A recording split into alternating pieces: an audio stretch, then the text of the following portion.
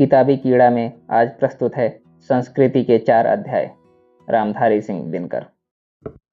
प्रकरण 2, आर्य द्रविड़ समस्याएं। द्रविड़ कौन है? 19वीं सदी में प्रजाति का सिद्धांत रेस थ्योरी भारत पर लागू किया जाने लगा और यह कहा जाने लगा कि आर्य और द्रविड़ ये अलग अलग प्रजातियों के लोग हैं। तब इतिहास लिखने वालों के इस प्रयास से राष्ट्रीय भारत को चोट पहुंची थी। भारतवासियों के कान में यह बात पहले ही पहल पड़ी थी, अतः वे चौंके और खिन्ने भी हुए। इस विस्मय की निश्चलतम अभिव्यक्ति हम स्वामी विवेकानंद में पाते हैं।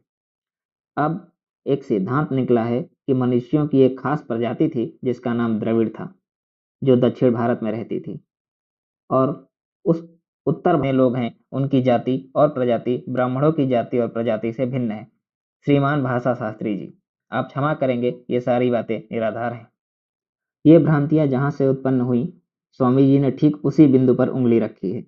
आर्यों और द्रविड़ों को परस्पर भिन्न बताने का एकमात्र कारण यह है कि आर्य और द्रविड़ भाषाएं दो अलग अलग परिवारों की भाषाएं मानी जाती हैं, किंतु भाषा भिन्न होने मात्र से आदमी किसी अलग जाति का हो जाता है, यह अनुमान असत्य है। स्वयं भाषा शास्त्री भी उसे अब संदिग्ध मानने लगे हैं। अंग्रेजी और फ्रेंच अब अफ्रीका में भी बोली जाती है, लेकिन अफ्रीकी लोग उस निर्वंश के नहीं हैं जिससे अंग्रेजी और फ्रांसीसी लोग निकले हैं। उत्तर और दक्षिण भारत के बीच एकता इतनी सघन है कि कहीं दोनों भागों की भाषाएं एक ही परिवार की हुई होती तो आर्यों और द्रविड़ों के दो होने की बात किसी को सूझती भी नहीं। प्रस्तर युग भारत के बाहर ही नहीं, भारत में भी बीता था। प्राचीन प्रस्तर युग के निशान भारत में भी मद्रास, बंबई, उड़ीसा, पंजाब, गुजरात आदि क्षेत्रों में कम से कम 10 स्थानों पर मिलते हैं, जो इस बात के प्रमाण हैं कि इस देश में मनुष्य अत्यंत प्राचीन काल से भी रहते थे। यदि पौराणिक परंपराओं को लें तो इस देश की यह मान्यता रही है कि आदमी पहले पहल भारत में ही जन्मा था और सभ्यता का आरंभ इसी देश से हुआ था। पठानों के समय तक यह विश्वास भारतीयों के भीतर इतना बद्धमूल था कि अमीर खुसरो ने मुसलमान होते हुए भी बड़े ही जोर के साथ यह बात लिखी थी कि आदम और हवा जब स्वर्ग से निकाले गए तब वे आकाश से इसी भारत भूमि पर उतरे थे। लेकिन आधुनिक इतिहासकारों का चक्र इस तेजी से चला कि अब भारतीय विद्वान भी यही मानते हैं कि निग्रो, ऑस्ट्रिक, द्रविड़ और आर्य ये सारे के सारे लोग इस देश में बाहर से ही आए हैं और इस देश की धरती लाखों वर्ष तक आदमी की आबादी से खाली यूं ही बंजर पड़ी हुई थी। यूरोपीय तर्क आधुनिक बुद्धि का सम्मोहन शास्त्र है। इसका उपयोग वे तो करते ही हैं जिनका उद्देश्य काटना है, पसंद यह उनको भी आता है जो काटे जाते हैं। हम हुए, तुम हुए कि मीर हुए, एक ही जुल्फ के असीर हुए। यदि यह बात सिद्ध कर दी जाए कि आदमी भारत में ही जन्मा था, तब हम इस स्थापना को नहीं कबूल कर सकते कि द्रविड़ इस देश से बाहर से आए होंगे। किंतु तब भी यह बात किसी भी प्रकार से बुद्धि में नहीं आती कि द्रविड़ एक समय सारे उत्तर भारत में फैले हुए थे और आर्यों ने उन्हें इस प्रकार खदेड़ कर दक्षिण पहुंचा दिया कि उत्तर में उनका कोई नामो निशान नहीं बचा। उन दिनों लड़ाइयों में जोश खरोश या प्रतिशोध की मात्रा बहुत अधिक नहीं रहती होगी। यह वह समय था जब लोग बसने की जगह भर चाहते थे और बैठने की जगह मिल जाने पर धक्का मुक्की तो चलती होगी, किंतु शत्रुता भयानक रूप नहीं लेती होगी। और यदि यह माने कि आर्यों ने प्रतिशोध पूर्वक द्रविड़ों को खदेड़ कर विंध्य पार पहुंचा दिया, तो आरंभिक आर्य साहित्य में दक्षिण देश का उल्लेख क्यों नहीं है? वेद और ब्राह्मण सप्त सैंधव का नाम लेकर रह जाते हैं। उसके बाद के साहित्य से ब्रह्मव्रत तक का भूगोल समझा जा सकता है। मध्य देश का भूगोल कुछ और बाद को उभरता है। स्वयं पाणिनि 7वीं शताब्दी ईसा पूर्व को दक्षिण देश का पता था या नहीं, यह संदेह का विषय है। ऐसी स्थिति में कल्पना ठीक नहीं लगती कि यदि द्रविड़ बाहर से आए तो वे समुद्र की राह से आए होंगे और उत्तर भारत में बहुत कम रहे होंगे, अन्यथा वे दक्षिण भारत में आरंभ से ही रहते रहे आए होंगे और आर्यों के साथ उनका संबंध आक्रमण के क्रम में नहीं, आर्यों के भारत में बस जाने पर धीरे धीरे बढ़ा होगा। इस संबंध में दक्षिण भारत के दो विद्वानों के मत प्रमुख रूप से उल्लेखनीय हैं। श्री पी.टी. श्रीनिवास अयंगर ने अपनी प्रसिद्ध पुस्तक हिस्ट्री ऑफ तमिल्स में यह विचार प्रकट किया है कि प्राचीन काल में उत्तर भारत को दक्षिण भारत का ज्ञान नहीं था। ऐसा मानना बिल्कुल निराधार है। अयंगर मानते हैं कि वैदिक ऋचाओं में मोती का उल्लेख मिलता है और ये मोती अवश्यमेव दक्षिण भारत से ही जाते होंगे। संस्कृत में मोती का नाम मुक्ता भी है। अयंगर महोदय का मत है कि मुक्ता शब्द कदाचित तमिल शब्द मुत्तम का संस्कृत रूप है, जिसका अर्थ मोती होता है। डॉक्टर भंडारकर ने भी सुत्तानीपात का हवाला देकर यह प्रमाणित किया था कि उत्तर और दक्षिण भारत का संपर्क बुद्ध के जीवन काल में भी था। बावरी नामक ब्राह्मण गोदावरी तट पर रहता था। उसने बुद्ध की अभ्यर्थना के लिए अपने 16 शिष्यों को उत्तर की ओर भेजा था। भंडारकर के मतानुसार दक्षिणा पथ से संपर्क के उन दिनों दो मार्ग थे, एक तो सिंधु के मुहाने के पास से समुद्र होकर, दूसरा अवंती की महिष्मती नगरी होकर जो नर्मदा पर अवस्थित थी।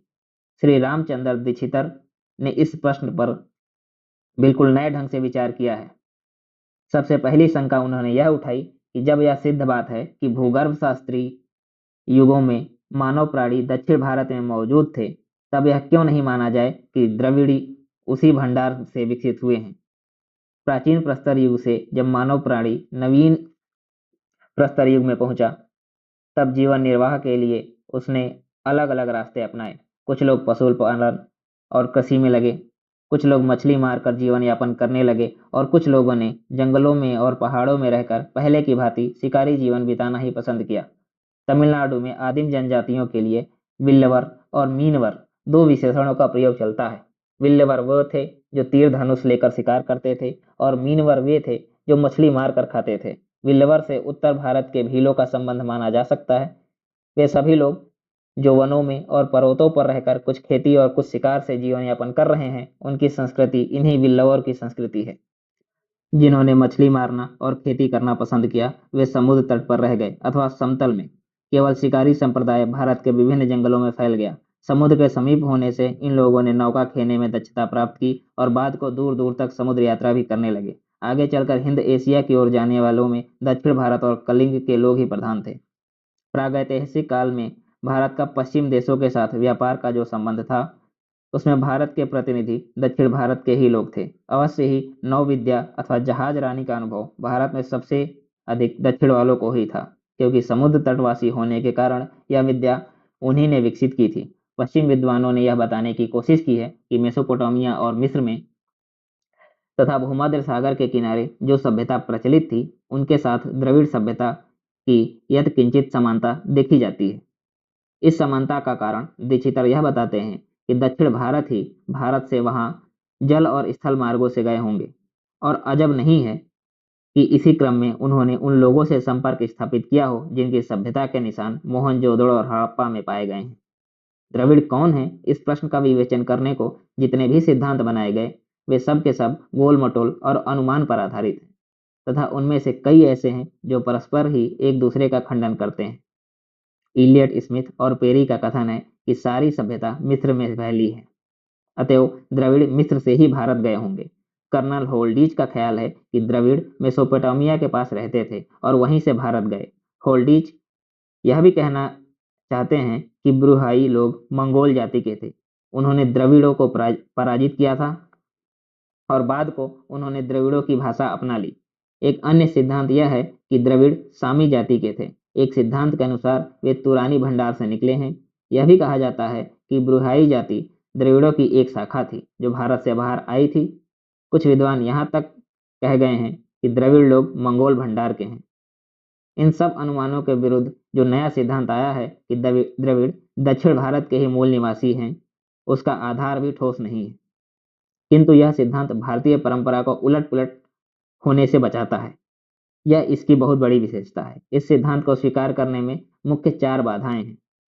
एक, यदि द्रविड़ दक्षिण भारत में ही उत्पन्न हुए और वहीं उन्होंने अपनी सभ्यता का विकास किया, तो भूमध्य सागर के किनारे द्रविड़ सभ्यता का प्रभाव क्यों है।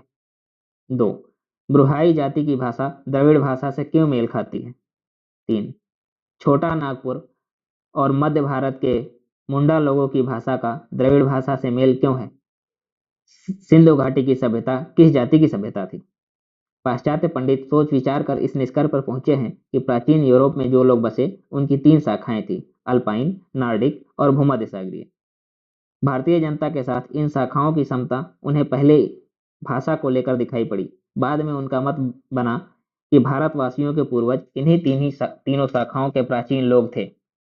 F.J. रिचर्ड्स ने लिखा, द्रविड़ भारत और भूमध्य सागरीय क्षेत्र के बीच समानता इतनी अधिक है कि उनकी उपेक्षा नहीं की जा सकती। यही मत इलियट स्मिथ और डॉक्टर स्लेटर का भी है। श्री रामचंद्र दीक्षितर निश्चय पूर्वक मानते हैं कि इस समानता का कारण यह नहीं है कि अत्यंत प्राचीन काल में भूमध्य सागरीय लोग ही भारत आए और सीधे दक्षिण चले गए, बल्कि अधिक संभावना इस बात की है कि दक्षिण के लोग ही समुद्र मार्ग से अथवा स्थल मार्ग से क्रेटान और एजियन सागर तक पहुंचे होंगे। उन्हीं में से कुछ लोग बलूचिस्तान की ओर भी गए, जिनका प्रभाव मोहनजोदड़ो में दिखाई पड़ता है। यह अनुमान केवल दीक्षितर का नहीं है, प्रत्युत वर्षों पूर्व हर्बर्ट रिजले ने भी यही बात कही थी। द्रविड़ सभ्यता का भाषा शास्त्र और निर्वंश शास्त्र के अनुसार अध्ययन करने के बाद सबसे पहले रिजले ने ही यह स्थापित किया था कि द्रविड़ भारत के बाहर से नहीं आए, परंतु वे दक्षिण भारत के ही मूल निवासियों की संतान हैं। ब्रुहाई भाषा का गठन और रूप तो अपना है, किंतु शब्द उसमें आर्य, ईरानी और द्रविड़ भाषाओं के पाए जाते हैं। द्रविड़ भाषा के शब्द वैसे तो कम हैं, किंतु जो हैं वे अत्यंत प्रमुख हैं। मुंह, कान, आंख, दिमाग आदि के अर्थ देने वाले शब्द ब्रुहाई में द्रविड़ भंडार के हैं, किंतु इससे इतना ही सिद्ध होता है कि द्रविड़ और ब्रुहाई जातियां कभी आपस में साथ साथ रही होंगी, एक वंश की संतानें नहीं। वांशिक दृष्टि से ब्रुहाई लोग ईरानी मालूम होते हैं, अतएव यह अनुमान गलत है कि वे द्रविड़ खानदान के हैं। द्रविड़ और मुंडारी भाषाओं के बीच साम्य दिखाकर यह कहा जाता है कि मुंडा और द्रविड़ ये दोनों एक ही खानदान के हैं, किंतु डॉक्टर गियर्सन का निश्चित मत है कि द्रविड़ और मुंडारी भाषाओं के बीच कोई भी साम्य नहीं है, और यही मत डॉक्टर कार्लडवेल का भी है। संभव है बहुत प्राचीन काल में द्रविड़ भाषा की कुछ थोड़ी छौंक मुंडारी भाषा में पड़ी हो, जैसी छौंक स्लाव भाषाओं में अब संस्कृत की दिखाई देती है, किंतु इतने से ही दो भाषाएं एक परिवार की नहीं मानी जा सकती। मुंडारी भाषा का साम्य यदि किसी अन्य भाषा से दिखता है तो वह भाषा तिब्बत बर्मी और अथवा मौन खमेर भाषा हो सकती है।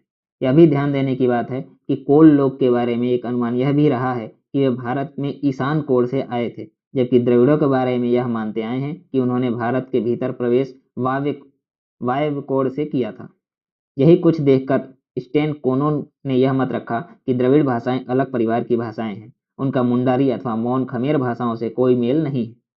नीग्रो और मुंड लोग विंध्य से दक्षिण कभी बसे थे या नहीं, यह बात निश्चय पूर्वक नहीं कही जा सकती, अतएव द्रविड़ और मुंड भाषाओं का साम्य और भी संदिग्ध हो जाता है। सिंधु सभ्यता के रचयिता कौन थे, इस विषय में तीन मत प्रचलित हैं। सर जॉन मार्शल का अनुमान था कि यह सभ्यता के निशान द्रविड़ सभ्यता के निशान मालूम होते हैं। कुछ दूसरे लोगों का अनुमान था कि हो न हो सिंधु सभ्यता के निर्माता आर्य थे। एक तीसरा मत यह भी था कि यह सभ्यता आर्यों की नहीं द्रविड़ों की थी, उसके कर्ता कोई और लोग थे जिनका पता लगाना अब कठिन है। जब तक मोहनजोदड़ो और हड़प्पा में पाए गए अभिलेख नहीं पढ़े जाते, इस दृष्टि से कभी निश्चय पूर्वक नहीं कहा जा सकता कि यह सभ्यता वेदों से पूर्व की थी अथवा उनके बाद की। इस विषय में एक साधारण अनुमान यह है कि बहुत प्राचीन काल में पंजाब से लेकर ईरान तक की खाड़ी तक कोई भी एक सभ्यता प्रचलित थी, जिसका प्रसार पश्चिम में सुमेर, बेबीलोन, मिस्र तक हुआ होगा। यदि दीक्षितर महोदय की यह स्थापना स्वीकार कर ली जाए कि द्रविड़ दक्षिण में थे और साहसिक होने के कारण उन्होंने ही सिंधु घाटी और बेबीलोन में जाकर वहां रहने वालों को अपनी सभ्यता से प्रभावित किया होगा, तो सारी समस्याओं का समाधान मिल जाता है। टूटी कड़ियों को जोड़ने और खाली जगहों को अनुमान द्वारा भरने से जो चित्र सामने आता है वह यह है कि सिंधु सभ्यता वेद पूर्व सभ्यता थी और उसके भीतर भारत की वेद पूर्व संस्कृति असंख्य उपकरण समाहित थे। आर्यों का संघर्ष इन्हीं सभ्यता वालों से हुआ था और आर्य जब कश्मीर से नीचे उतरकर भारत में फैले तब उन्होंने इसी वेद पूर्व सभ्यता को भारतीय सभ्यता का आधार बनाया। आर्य द्रविड़ संज्ञाएं। पाश्चात्य विद्वानों का मत है कि अल्पाइन, नार्डिक और भूमध्य सागरीय लोग एक खानदान के थे, अतएव आर्यों और द्रविड़ों को भी दूर पर वे एक ही खानदान का मानते हैं, किंतु भारत में वे उन्हें एक नहीं मानते। श्री BS गुहा की छोटी सी पुस्तक रेस ऑफ निटीज of the peoples of India की समीक्षा करते हुए सर आर्थर कीथ ने सन 1936 में लिखा था कि सीमा प्रांत के पठानों और त्रावणकोर की वन्य जातियों को मिलाने वाला सेतु अभी भी मौजूद है, लेकिन सभी विद्वान यही कहते जा रहे हैं कि भारत में प्रजातिगत जो भिन्नताएं हैं वे इस कारण भी भारत के सभी लोग भारत के बाहर से आए हैं। यह देखने की किसी ने कोशिश ही नहीं की कि भारत की वे जातियां कौन कौन हैं जिनका उद्भव और विकास भारत में ही हुआ। जब यूरोप को प्रजातिवाद से उत्पन्न कालाकूट से पाला पड़ा, तब सन 1939 में जूलियन हक्सले ने कहा था, प्रजातिवाद का सिद्धांत झूठा भी है और खतरनाक भी। आर्य शब्द का प्रयोग अंग्रेजी में पहले 1853 में मैक्स मुलर ने किया था और 1939 में आकर हिटलर ने प्रमाणित कर दिया कि आर्यों को प्रजाति मानने का सिद्धांत सचमुच खतरनाक है। भारत को भी यह नहीं मानना चाहिए कि आर्य और द्रविड़ नाम की दो प्रजातियां हैं। मैक्स मूलर को जब अपनी गलती मालूम हुई, उन्होंने स्वयं घोषणा करके कहा कि जब मैं एरियन शब्द कहता हूं, तब मेरा अभिप्राय न रक्त से होता है, न अस्थि से, न बाल से, न खप्पर से। मेरा तात्पर्य केवल उन लोगों से है जो आर्य भाषा बोलते हैं। बस आर्य शब्द का इतना ही अर्थ है, और यही भारत के लिए ठीक भी है। इसी प्रकार द्रविड़ शब्द भी भारत में प्रजातिवाचक नहीं है, स्थानवाचक ही रहा है, और इसे ऐसा ही रहना चाहिए। यदि प्रजाति की यूरोपीय परिभाषा की दृष्टि से देखा जाए तो गुजरात और महाराष्ट्र में प्रधानता आर्य वंश की होनी चाहिए, किंतु प्राचीन भारतवासी यह नहीं मानते थे। द्रविड़ स्थान का विशेषण था, और पंच द्रविड़ा में पुराणकर द्रविड़ आंध्र, कर्नाटक, महाराष्ट्र और गुजरात, इन पांचों को गिना जाता था। मतलब गुजरात भी द्रविड़ क्षेत्र में माना जाएगा। और भाषाओं को लेकर भी आर्यों और द्रविड़ों के बीच कोई मतभेद नहीं था। द्रविड़ ऋषि यज्ञ के पुरोहित होते थे। उन्होंने शास्त्रों की भी रचनाएं की थी। इस प्रकार तमिल के संगम साहित्य की रचना में बहुत से ब्राह्मण ग्रंथकारों का भी योगदान था। द्रविड़ शब्द संस्कृत का शब्द है, जिसका निर्माण तमिल के वजन पर किया गया था। मनु ने द्रविड़ शब्द का प्रयोग उन लोगों के लिए किया था जो द्रविड़ देश में बसते थे। कुमारिल भट्ट ने उसका प्रयोग भाषा की सूचना देने के लिए किया था। यह था आंध्र द्रविड़ भाषा। हमारे पूर्वजों ने द्रविड़ शब्द का अर्थ प्रजाति नहीं रखा था, और हमारे लिए भी यही उचित होगा कि हम यूरोप से आए हुए प्रजातिवाद का जहरीला अर्थ अपने शब्दों में न ठूसें। भाषा भिन्नता से घबराकर अलग प्रजातियों की कल्पना को सत्य मान लेना अयोग्य है। संस्कृत की जितनी समानता यूरोपीय भाषाओं से है, उससे अधिक समानता भारत की आज की उत्तरी और दक्षिणी भाषाओं में देखी जा सकती है। शब्द के स्थान पर शब्द बिठाकर हम भारत की एक भाषा के साहित्य को भारत की दूसरी भाषा के साहित्य में ले जा सकते हैं, किंतु यूरोप की जो भाषाएं संस्कृत की बहिनें कही जाती हैं, उनका साहित्य इतनी आसानी से भारतीय भाषाओं में नहीं लाया जा सकता। आर्यों का मूल स्थान। आर्य भारत में बाहर से नहीं आए, यह मानने का मुख्य आधार यह है कि आर्यों का प्राचीनतम साहित्य वेद, जो मानव मात्र का प्राचीनतम ग्रंथ है, भारत में ही मिलता है। दूसरा कारण यह बताया जाता है कि आर्य भारत में अन्य देशों से आए तो वेद उन स्थानों के नाम क्यों नहीं मिलते, अथवा आर्य उन देशों की याद क्यों नहीं करते जहां से चलकर वे भारत में आए थे। एक तीसरा कारण यह है, और वो पहले से संबंध है, कि पश्चिमी विद्वान यह कहते हैं कि आर्य पहले मध्य एशिया अथवा रूस के दक्षिण भागों में रहते थे, और वहीं से फैलकर वे यूरोप और भारत गए। यदि यही बात ठीक है, तो आर्यों ने वेद के समान कोई प्रमाणिक साहित्य अपने मूल स्थानों पर क्यों नहीं छोड़ा। वेद जैसा कोई भी ग्रंथ रूस या उसके किसी भी क्षेत्र में नहीं मिलता है। यह भी यदि आर्यों यह भी यदि आर्यों का मूल निवास स्थान भारत से बाहर था, तो ऐसा क्यों है कि संस्कृत के शब्द भारत की सभी भाषाओं में तो बहुतायत में मिलते हैं, किंतु यूरोप की भाषाओं में उनकी संख्या अत्यंत न्यून है। एक चौथे प्रमाण के रूप में यह बात भी काफी जोर से कही जाती है कि भारतीय आर्यों की अपनी अनुश्रुति अर्थात परंपरागत आख्यानों में उनके उत्तर पश्चिम से आने की बात कहीं नहीं है। उल्टे उसमें ऐसी चर्चा है कि वे सरस्वती के कांठे से भारत के अन्य भागों की तरह उत्तर पश्चिम की ओर भी फैले।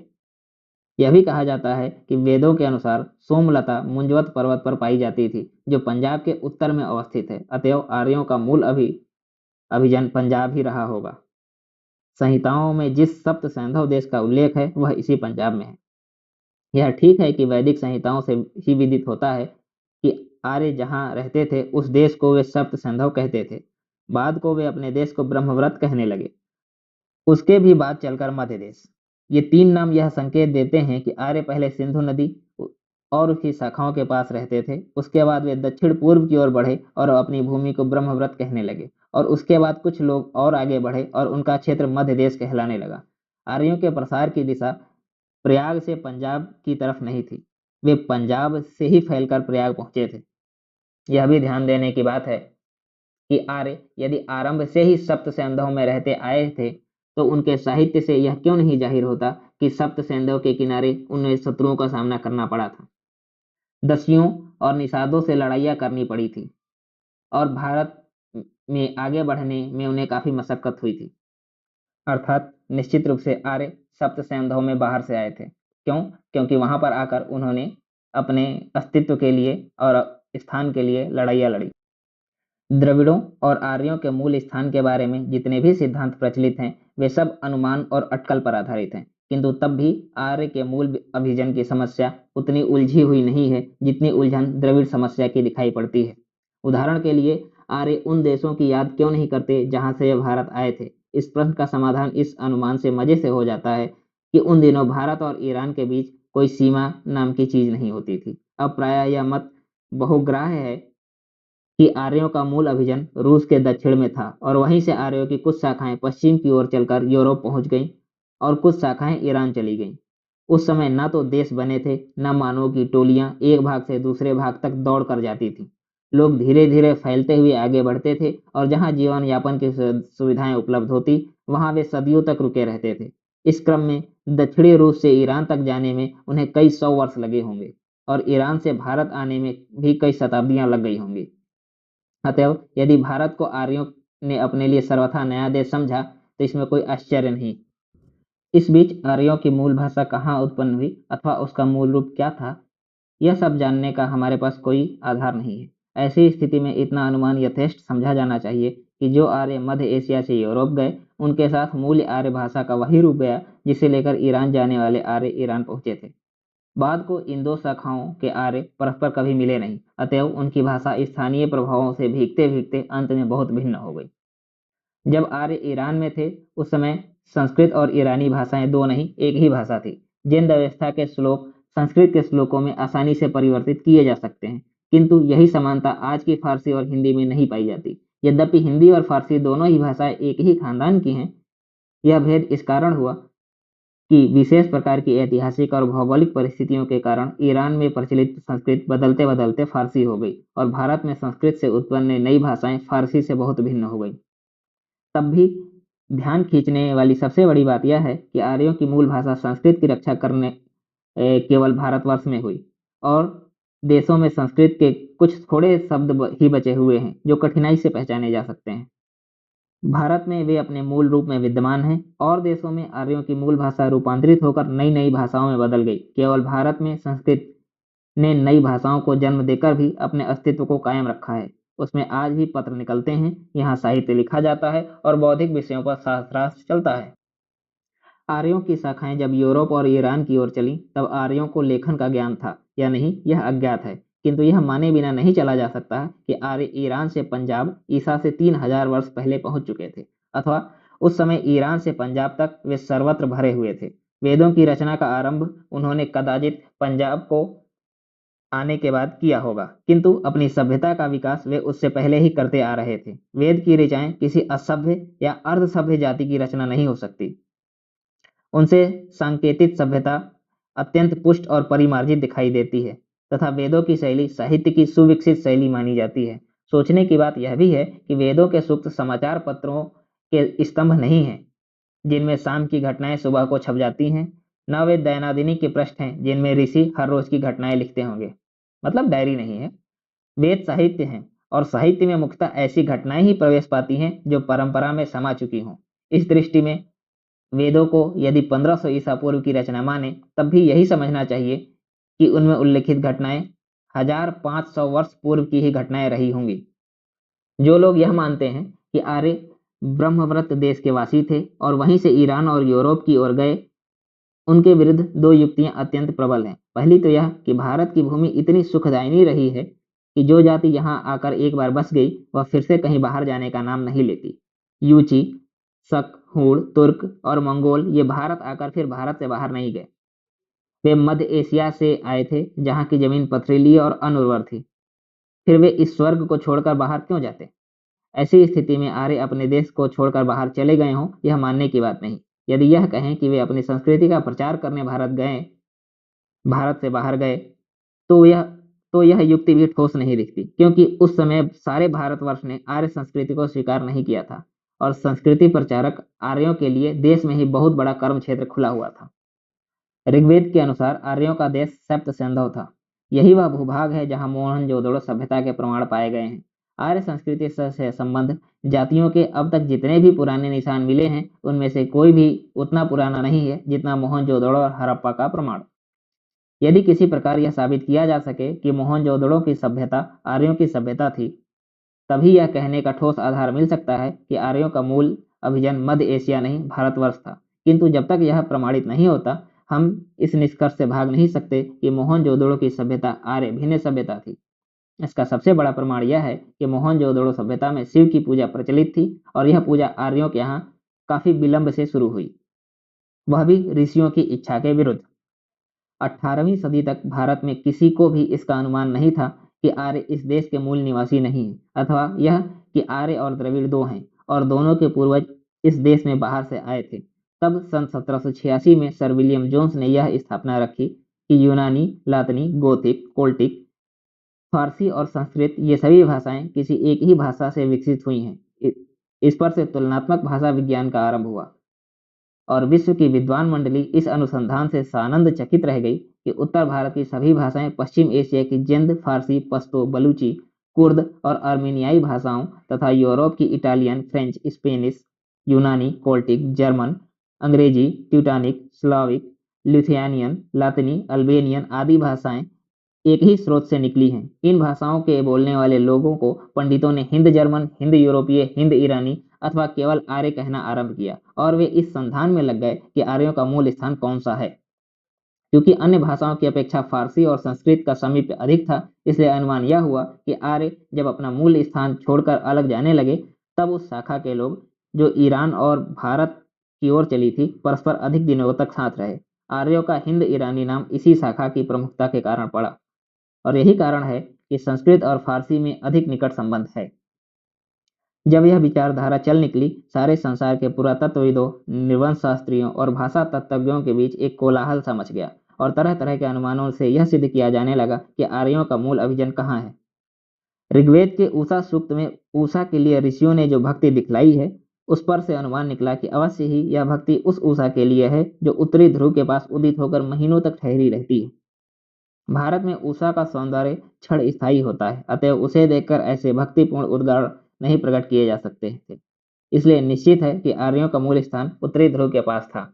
ऋग्वेद में एक मंत्र आया, तरीम तरसा सतम हिमा, अर्थात हम 100 हिम वर्षों तक जिए। इस पर से यह मत चल निकला कि आर्य शीत प्रधान देश में रहते थे। महाभारत में वर्णन है कि सुमेरी पर्वत पर एक दिन और एक रात 1 वर्ष का होता है। इससे इस कल्पना की पुष्टि मिलती है कि आर्य उत्तरी ध्रुव के पास ही रहते थे। अपनी ओरायन नामक अंग्रेजी पुस्तक में लोकमान्य बाल गंगाधर तिलक ने भी ज्योतिषी के आधार पर यह सिद्ध करने का प्रयास किया है, उत्तरी ध्रुव ही आर्यों का मूल अभिजन था। मिस्र के अल अरमोनो नामक स्थान की खुदाई से यह पता चला है कि ईसा के 1500 वर्ष पूर्व वहां जो राजे थे, उनका नाम संस्कृत नामों से मिलते जुलते हैं, यथा आर्तमन्य, यशदत्त, सुतर्ण इत्यादि। इससे भी अधिक रोचक बात यह हुई कि एक संधि पत्र की प्रति मिली जो हित्ती और मितन्नी राज्यों के बीच की गई संधि का सूचक है। इस संधि का समय ईसा से 1400 वर्ष पूर्व माना जाता है। इस संधि पत्र में इंद्र, वरुण और नास्तेय, अश्वनी कुमार, इन तीनों वैदिक देवताओं का उल्लेख है। इससे यह तो प्रमाणित नहीं हुआ कि ईसा पूर्व 1400 वर्ष पूर्व आर्य भारत आए या नहीं, किंतु यह सिद्ध हो गया कि उस समय मिस्र, मेसोपोटामिया, सीरिया आदि में आर्य भाषा और आर्य सभ्यता वर्तमान थी, भले ही वहां के लोग आर्य वंश के रहे हों या नहीं। यह इलाका उन लोगों का है जिन्हें अब हम सामी कहते हैं। इस प्रकार ईसा पूर्व 1500 के आसपास आर्य भाषा रूस से दक्षिण की ओर सामी इलाकों, ईरान और भारतवर्ष तक पहुंची थी और उत्तर में कदाचित यह लिथुआनिया तक फैल चुकी थी। लिथुआनिया भाषा की प्रकृति विचित्र है। उसका प्राचीनतम रूप 1500 ईसा पूर्व से पहले का नहीं मिलता, किंतु जो रूप मिलता है वह संस्कृत के अत्यंत समीप है, बल्कि वह आर्य भाषा का वह रूप है जो वैदिक संस्कृत से पहले रहा होगा।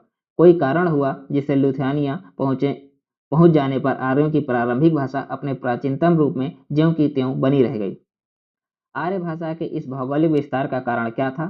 कैसे यह भाषा एक ओर तो लिथुआनिया में दिखाई देती है और दूसरी ओर सामी इलाकों में? अवश्य ही आर्यों का मूल स्थान रूस के दक्षिण अथवा दक्षिणी रूस में था, जहां से उनकी भाषा एक ओर तो लिथुआनिया में प्रवेश पाया, दूसरी ओर वह मिस्र, ईरान, मेसोपोटामिया तक फैल गई। अनुमान यह है कि आर्य भाषा का जब इतना प्रसार हो चुका, तब आर्य लोग भारत पधारे। संस्कृत भाषा इन देशों में आर्यों के साथ आई और जिस उत्कृष्ट संस्कृत साहित्य और सभ्यता के कारण आर्य सारे विश्व के इतिहास में प्रख्यात हैं, उनकी रचना उन्होंने इसी भारतवर्ष में की। अतएव मूल अभिजन उनका चाहे जो रहा हो, किंतु उनका अपना देश भारतवर्ष ही है। आर्य शब्द व्युत्पत्ति री धातु से बताई जाती है, जिसका अर्थ गति होता है। आर्य कदाचित गत्वर घुमक्कड़ लोग थे। एशिया के रेगिस्तानी इलाकों से निकलकर जब वे भारत पहुंचे, यहाँ की उर्वर धरती ने उनके घुमक्कड़ स्वभाव को बदल दिया और वे यहाँ जमकर उन विचारों को वास्तविकता का जामा पहनाने लगे जो उनके भीतर हजारों वर्षों से उमड़ते आ रहे थे। भारत में कश्मीर, पश्चिमोत्तर भारत और पंजाब में उनकी आरंभिक वास भूमि और उनके पौरुष के प्रथम क्रीड़ा क्षेत्र थे। इस इलाके में रहकर उन्होंने जिस संस्कृति का निर्माण किया वह कालक्रम में सारे भारत की संस्कृति बन गई। देवासुर संग्राम का भूगोल। वेदों में भारत बाह्य स्थानों का उल्लेख होने के कारण यह निष्कर्ष सही मालूम होता है कि साहित्य रचना का काम आर्यों ने भारत में बस जाने के बाद आरंभ किया, किंतु आर्य जनता के बीच उन दिनों जो कहानियां प्रचलित रही होंगी, वे भाव चलते होंगे, वे भी क्या सब के सब वही होंगे जो भारत में ही उत्पन्न हुए थे। दक्षिण रूस से ईरान और अफगानिस्तान तक आर्यों ने हजारों वर्षों तक जो संघर्ष झेला था, उस संघर्ष की कहानी वे भूल गए होंगे, किंतु उसका कुछ न कुछ अमिट संस्कार उनके भीतर अवश्य शेष रहा होगा। इस संस्कार की बहुत सी बातें आर्यों के साहित्य में लिखी भी गई होंगी, जिन्हें भारत बाह्य घटनाओं की छाया बताने का अब कोई मार्ग नहीं है। उदाहरण के लिए महापलावन की जो कथा हमारे पुराणों में मिलती है, वही कथा भारत के बाहर सामी लोगों में भी प्रचलित है। भारत में इस प्लावन के नायक मनु हैं और सामी देशों में हजरत नूह। कहीं ऐसा तो नहीं कि जिन दिनों यह प्लावन आया था उन दिनों सामी लोगों के पूर्वज और प्राचीन आर्य एक ही स्थान पर रहे होंगे, अर्थात हमारे मनु और हजरत नूह भी एक ही व्यक्ति थे। इस प्रकार देवासुर संग्राम की जो कथा हम अपने पुराणों में पढ़ते हैं, उसके पीछे वास्तविकता क्या है? वे असुर कौन थे जिनसे देवताओं का युद्ध हुआ था? लगता है यह घटना भी तभी घटी थी जब आर्य भारत नहीं आए थे, जब वे भारत से बाहर अभी ईरान अथवा उसकी पूर्वी सीमा के पास थे। प्राचीन आर्य साहित्य में उल्लेखित घटनाएं ऐसी नहीं हैं कि वे सब की सब भारत में ही घटित हुई हों।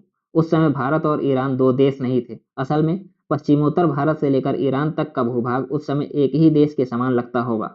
हमारा अनुमान है कि हमारे पुराणों में वर्णित कुछ घटनाएं वे हैं जिनका लीला क्षेत्र ईरान से लेकर भारत के पश्चिम तक का भूभाग था।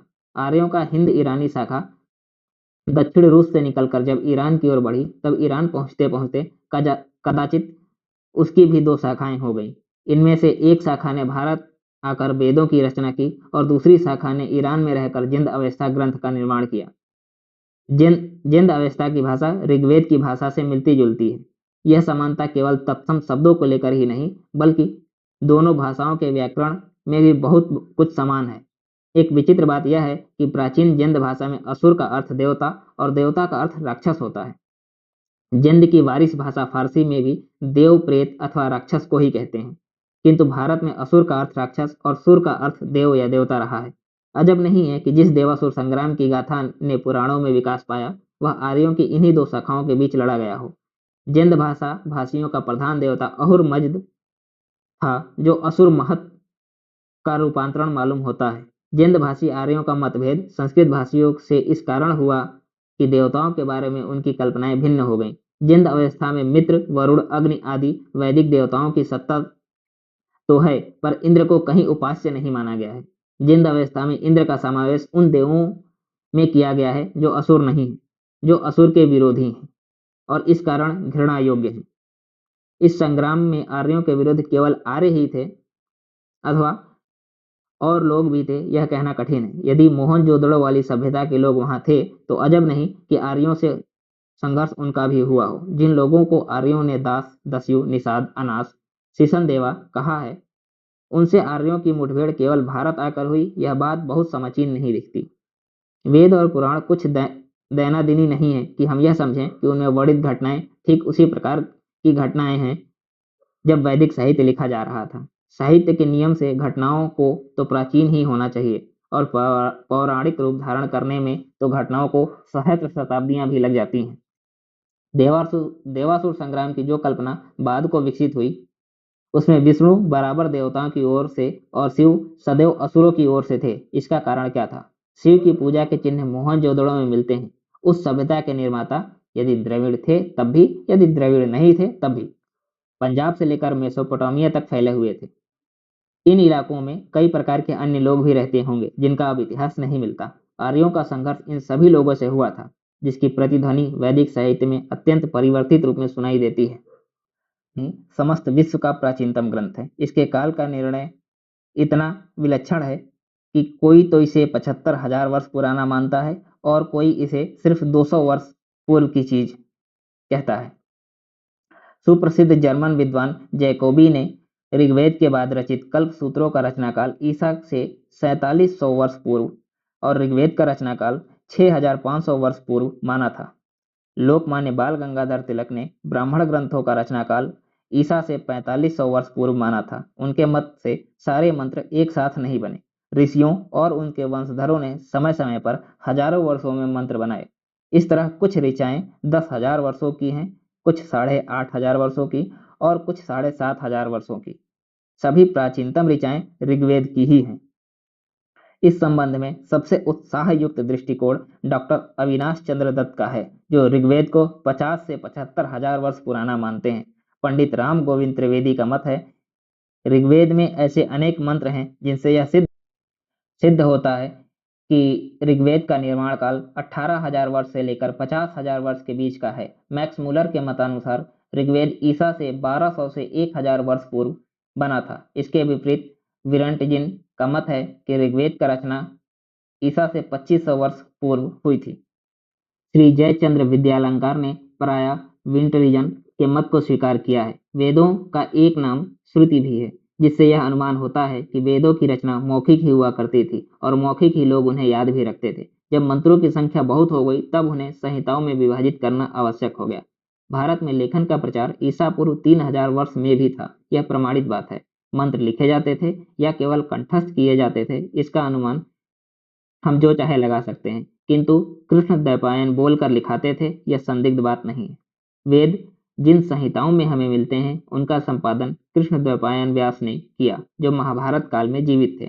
महाभारत का युद्ध ईसा से 1400 वर्ष पूर्व हुआ था। इस मत का भी भारतीय परंपरा से मेल नहीं बैठता। भारतीय परंपरा के अनुसार कलयुग का आगमन राजा परीक्षित के राज्यकाल में हुआ था। परीक्षित के पिता अभिमन्यु महाभारत के युद्ध में मारे गए थे। अतएव महाभारत की लड़ाई ईसा से कोई 3,000 वर्ष पूर्व हुई होगी और इससे 400 वर्ष पूर्व संहिताएं लिखी गई। उससे भी 700 वर्ष पूर्व वेदों की रचना हो रही होगी। इस प्रकार हम कह सकते हैं कि ऋचाएं ईसा पूर्व 2500 से बनने लगी और ईसा पूर्व 1800 तक अर्थात 700 वर्ष तक बनती रही। ईसा पूर्व 1800 के आसपास वेद संहिता में लिखे जाने लगे तथा वेद व्यासकृत संहिताओं का निर्माण ईसा पूर्व 1400 में संपूर्ण हो गया। लेखन कला और लिपि।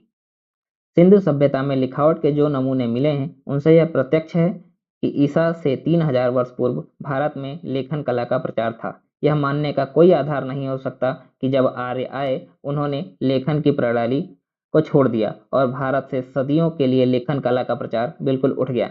मान्य बात नहीं हो सकती कि लेखन का प्रचार सिंधु सभ्यता में था और वह बाद की सभ्यताओं में भी जारी रहा होगा।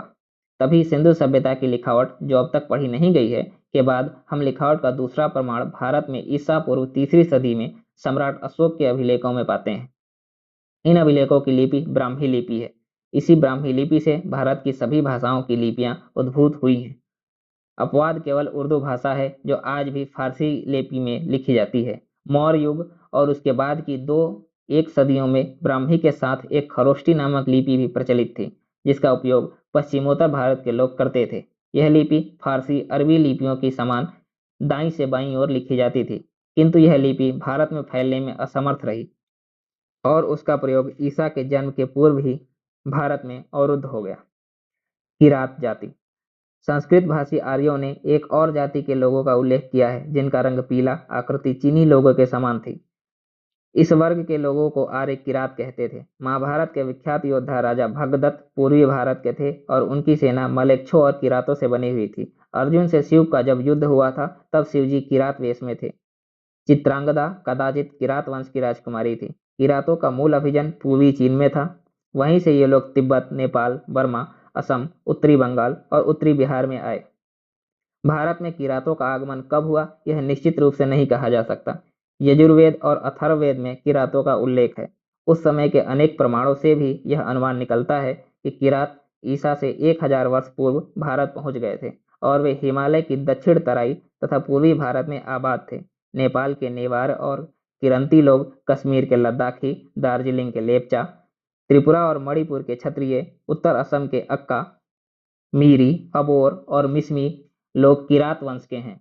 कहा तो यह भी जाता है कि लिच्छवी और शाक्य वंश भी किरात भंडार से निकले हैं। उत्तर भारत में विशेषतः तिरहुत में जो गौर वर्ण के लोग हैं, कहीं कहीं उनका भी संबंध किरात रक्त से रहा होगा।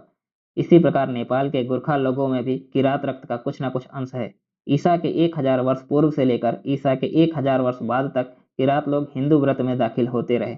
बंगाल और असम के बाद लोगों ने अपनी भाषा छोड़ दी।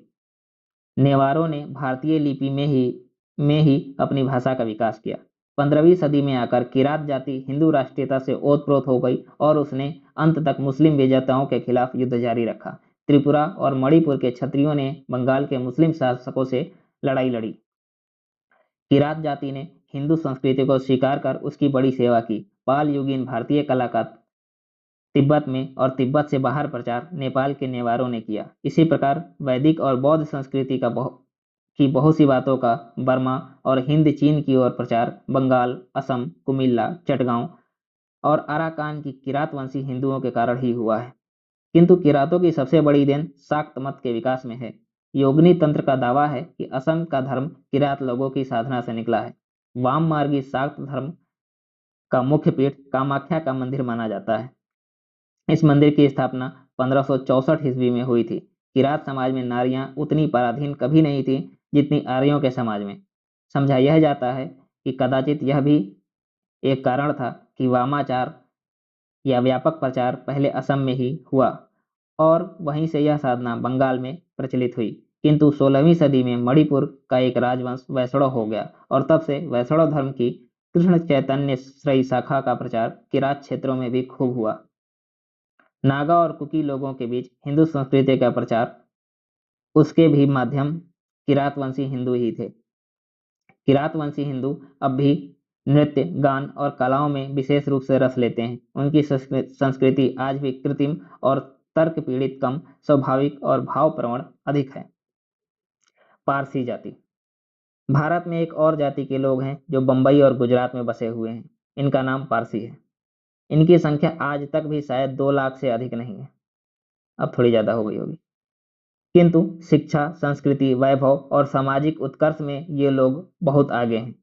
ये भारत में 10वीं सदी के आरंभ में आए, किंतु इनका आख्यान यहीं लिखा जाना चाहिए, क्योंकि पारसी धर्म और आर्य धर्म किसी समय एक ही मूल धर्म से निकले हैं। आर्यों का एक प्रसिद्ध नाम हिंद ईरानी भी चलता है। आर्य अपनी एक शाखा को ईरान में छोड़कर आए थे। लगभग 3000 वर्ष बाद उसी शाखा के लोग शरण खोजते हुए भारत आ गए। इस बिछड़े हुए पुनर्मिलन का दृष्टांत है पारसी जाति। आर्यों की जो शाखा ईरान में रह गई, उसके सदस्य भी भारतीय आर्यों के समान प्रकृति के दिव्य तत्वों सूर्य, अग्नि, चंद्रमा, वायु, जल आदि की पूजा करते थे। किंतु उन्हें यह ज्ञात था कि इन सभी दृश्यों से परे कोई एक सूक्ष्म और सर्वोच्च अदृश्य तत्व भी है, जिसे वे अहुर या असुर कहते थे। अवेस्ता इस जाति का प्राचीनतम ग्रंथ है, जिसकी भाषा ऋग्वेद के भाषा से मिलती जुलती है। ऋग्वेद में जिन उच्च गुणों का नाम ऋत है, उन गुणों के लिए अवेस्ता असा शब्द का प्रयोग करता है। ऋत संपन्न व्यक्ति ही भारत में ऋषि कहलाता था। अवेस्ता में असा गुण से संवेद व्यक्ति को रतु कहते थे, जो बहुत कुछ ऋषि शब्द का ही पर्याय मालूम होता है। इस जाति में भी भारतीय आर्यों के समान 4 जातियों का वर्णन मिलता है, जिनके नाम अवस्था में आर्थवन अर्थात ब्राह्मण, रथस्तार क्षत्रिय, वास्त्रेयोस वैश्य, हुतोच्छ शूद्र अथवा दास है। जैसे भारतीय आर्यों में द्विज का उपनयन संस्कार प्रचलित है, वैसे ही पारसियों में नवजोत या नवरोज संस्कार पुराने समय से चला आ रहा है। फर्क यह है कि जहां द्विज यज्ञोपवीत धारण करते हैं, वहीं पारसी लोग कुष्टी, मेखला, पवित्र कुर्ता और टोपी पहनते हैं। कालक्रम में दोनों जातियों अथवा शाखाओं की भाषा में भेद पड़ने लगा। अहुर असुर पारसियों के यहाँ तो ईश्वरवाचक बना रहा, किंतु भारत आर्य उसका अर्थ दानव करने लगे। बदले में पारसियों ने भी देव शब्द का अर्थ अपनी भाषा में दानव कर दिया। पुराने संस्कार धुंधले पड़ गए एवं नई परिस्थितियों में देवताओं के रूप भी परिवर्तित हो गए। अवस्था से मालूम होता है कि पारसी लोग भी इंद्र, नासत्य, विधात्र आदि देवताओं को जानते थे, किंतु उनके यहाँ ये नाम देवों के लिए नहीं, दानवों के लिए हो गए। तब भी दोनों शाखाओं में महोंधा, मास, चंद्रमास, मित्र, मित्र, इम, यम आदि एक ही अर्थ में पूजित थे। फिर ऐसा हुआ कि ईरानी शाखा के आर्यों में धीरे धीरे कुरीतियां प्रविष्ट हो गईं एवं धर्म का रूप कलुषित हो गया।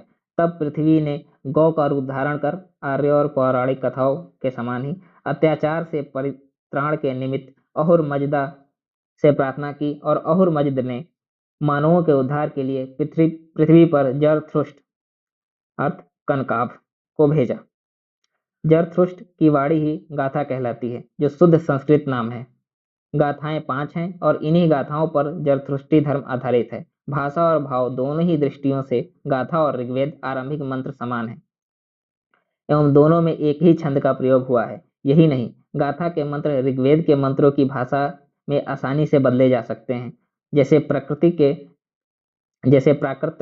के श्लोक लौकिक संस्कृत के श्लोक में बदले जाते हैं, गाथा और ऋग्वेद के पारिभाषिक शब्दों में भी समानता है। ऋग्वेद में जो सोम है वह गाथा में होम हो गया है। वेद में जो सर्वतत्व संपूर्णता है वह गाथा में हौर तत्व हो गया है तथा शाक्त के अर्थ में छात्र शब्द का प्रयोग किया गया है। वैदिक संस्कृत दोनों में मिलता है। जरथुष्ट ने सारे जीवन और जगत को पुण्य और पाप के बीच चलने वाले भीषण द्वंद्व के रूप में देखा और इसी केंद्रीय विचार पर उन्होंने अपना सिद्धांत बनाया।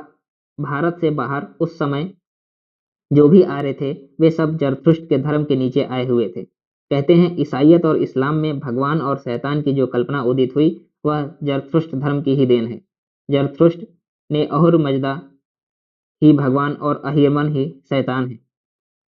जरथुष्ट धर्म में दीक्षित ईरानियों ने ही ईरान में वह उन्नतशील साम्राज्य स्थापित किया जो रोमन साम्राज्य का जवाब था। ईसा पूर्व 331 में सिकंदर ने ईरानी राज्य पर चढ़ाई की और सन 651 ईस्वी में अरब के मुसलमानों ने। पिछली चढ़ाई के दिनों में ईरानी साम्राज्य विलास में डूबा हुआ था, अतएव वह अरब के मुसलमानों के प्रहारों के आगे टिक नहीं सका। ईरानी हारे और प्रायः 200-300 वर्षों में सब के सब मुसलमान हो गए। फिर ईरानी संस्कृति ने अरबों पर ऐसा धावा बोला कि पारसी, ईरानी या फारसी भाषा ही इस्लाम की भाषा हो गई। इस्लाम के लोग ईरानी संस्कृति का पर्याय मानने लगे। इसी मुसलमानी आक्रमण से घबराकर अपने धर्म की रक्षा करने वाले कुछ पवित्र पारसी लोग सन 936 ईस्वी में ईरान से भागकर भारतवर्ष चले आए और यहाँ आनंद पूर्वक रहने लगे। पारसी अग्नि पूजक होते हैं, जैसा कि आरंभ में सभी आर्य थे। भगवान जरथुष्ट को परमात्मा ने ही अग्नि दी थी, जो तब से लेकर ईरान छोड़ने के समय तक ईरान में जल रही थी। यह अग्नि भी पारसी लोग अपने साथ भारत ले आए और उसे उन्होंने बंबई के उत्तर उद्वाद नामक स्थान में मंदिर बनाकर स्थापित कर दिया। यह अग्नि आज भी जल रही है, भविष्य में भी जलती ही रहेगी। इतिहास में भी कितना उलटफेर होता है। इस्लाम के आगमन के बाद बहुत सी ऐसी बातें और बहुत से ऐसे नाम भारत पहुंचे जिन्हें लोग भ्रम के कारण ही इस्लाम से संबंध मानते हैं। वस्तुतः वे ईरानियों के नाम हैं जो मुसलमान नहीं, जरथुष्टवादी थे। शाहपुर और न्यायी नौशेरवा ईरानी के बादशाह थे, किंतु वे मुसलमान नहीं थे। सीरी और फरहाद ये भी जरथुष्ट धर्मावलंबी प्रेमी हुए। सीरी ईरान के बादशाह खुसरू परवेज की पत्नी थी और फरहाद उसी देश का मूर्तिकार। एक्स्ट्रा मैरिटल अफेयर मतलब सीरी शादीशुदा थी। जब फारसी लोग भारत पहुंचे, गुजरात के राजा यादव राणा ने उनका प्रेम से स्वागत किया और तब से ये धर्मप्राण लोग सच्चाई से भारतवासियों के साथ रह रहे हैं। आने को तो मुसलमान भी भारत में 8वीं सदी में आए और पारसी उसके भी बाद, किंतु भारत और ईरान का संबंध इससे कहीं पुराना था। जब आर्य इस देश में नए नए आए थे उस समय भारत और ईरान की सीमाएं मिली हुई थी और एवं धर्म और रीति रिवाज में भी दोनों देशों के लोग एक थे। धर्म में भिन्नता तब हुई जब जरथुष्ट ने अपना नया धर्म चलाया। मौर्यों से पूर्व गांधार और भारत के कुछ अन्य पश्चिमोत्तर भाग ईरानी साम्राज्य के अंग थे। मौर्यों के समय ईरानी राज्य के ही कुछ भाग भारत में मिला लिए गए। तक्षशिला में ईरान के विद्यार्थी नहीं आते रहे होंगे, यह मानने की बात नहीं। मौर्यों के बाद शकों के शासनकाल में भी ईरान और भारत के कुछ भाग एक ही राज्य के अंतर्गत थे। भविष्य पुराण में कहा गया है कि श्री कृष्ण के पुत्र सांब को जब कुष्ठ हो गया तब उन्होंने चंद्रभागा नदी के तीर पर एक सूर्य मंदिर बनवाया, जिसके लिए उन्हें वहां कोई पुरोहित नहीं मिला। निदान पौरोहित्य के निमित्त उन्होंने शकद्वीप से मग जाति के ब्राह्मण बुलाए, जो जर शब्द या जरशस्त्र के अनुयायी थे। सर चार्ल्स इलियट का अनुमान है कि ब्राह्मण ईरानी ही मागी रहे होंगे और जरशब्द या जरशस्त्र नाम जरथुष्ट का ही है। इससे ऐसा प्रतीत होता है कि भारतीय आर्य और ईरानी एक ही वंशज के उत्तराधिकारी हो सकते हैं, जो समय के साथ और भौगोलिक परिस्थितियों के साथ अलग अलग हो गए।